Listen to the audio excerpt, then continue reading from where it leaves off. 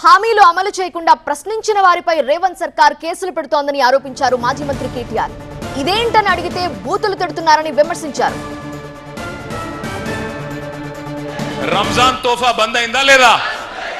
Christmas కానుక బంద్ అయిందా లేదా? కేసీఆర్ కిట్టు బంద్ అయిందా లేదా?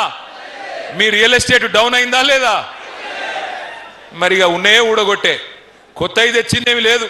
ఉన్నయే ఊడగొడుతీవి, ఉన్న భూములే గుంజుకోబడుతీవి, కలలుగా చెప్తీవి, కథలు చెప్తీవి, కానీ చేసిందేమీ లేదు.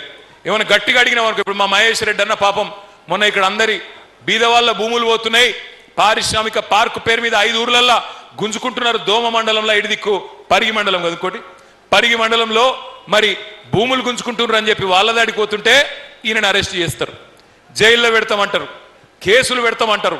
గట్టిగా మాట్లాడితే బూతులు. రాష్ట్రంలోని 1,67,00,000 మంది మహిళల ఖాతాల్లో 1,50,000 వేయాలని డిమాండ్ చేశారు కేటీఆర్. అలా చేస్తే రాజకీయాల నుంచి శాశ్వతంగా తప్పుకుంటానని అన్నారు. సవాల్ చేస్తా ఉన్న రేవంత్ రెడ్డి గారు, రేవంత్ రెడ్డి గారు 1,00,000 మంది మహిళలకు కోటీశ్వర్లు అన్నావు కదా, నేను మిమ్మల్ని అడుగుతా ఉన్నా, నిజంగా నీ మాటల్లో 1% చిత్తశుద్ధి ఉన్నా ఒక పని చేయి. కోటీశ్వర్లు చేసుడు దేవుడు ఎరుగు, లక్షాధికారులు చేయవాలని ముందైతే. మా మహేష్ అన్న ఇక్కడనే ఉన్నాడు, మహేష్ అన్న సమక్షంలో సవాల్ చేస్తున్నా. అయ్యా రేవంత్ రెడ్డి గారు, నీకు గనక చిత్తశుద్ధి ఉంటే నువ్వు గనక ఈ రాష్ట్రంలోని, తెలంగాణ రాష్ట్రంలోని 1,67,00,000 మంది ఆడ కూతుర్లకు, ఆడబిడ్డలకు మొత్తం వాళ్ళ ఖాతాలలో 1,50,000 రూపాయలు వేస్తే నేను శాశ్వతంగా రాజకీయ సన్యాసమే తీసుకుంటా, నేను ఇడిచిపెట్టిపోతా రాజకీయ. ఒకసారి కాంగ్రెస్ నేతల మాటలకు మోసపోయామని, మరోసారి అలాంటి తప్పు జరగద్దని కేటీఆర్ సూచించారు. ఎన్నిక ఎప్పుడొచ్చినా గులాబీ జెండా ఎగరాలన్నారు. కేటీఆర్ మాట్లాడారు. ఎన్ని జూట మాటలు. తులం బంగారం ఇస్తా అన్నాడు, తులం బంగారం. కేసీఆర్ 1,00,000 ఇస్తుండు, 1,00,000 మీదికెళ్ళి తులం బంగారం ఇస్తా అన్నాడు. ఇచ్చిండా?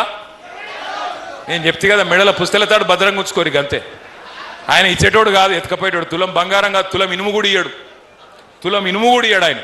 అందుకే మిమ్మల్ని నేను ప్రార్థించేది, ఒక్కసారి మోసపోతే మన తప్పు, మోసం చేసిన తప్పు అవుతుంది.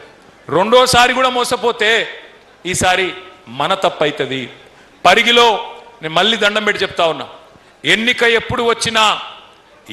ఎప్పుడు వచ్చినా ఎగరాల్సింది ఈ గులాబీ జెండానే, లేకపోతే న్యాయం జరగదు, మళ్ళీ తిరిగి అవకాశం రాదు.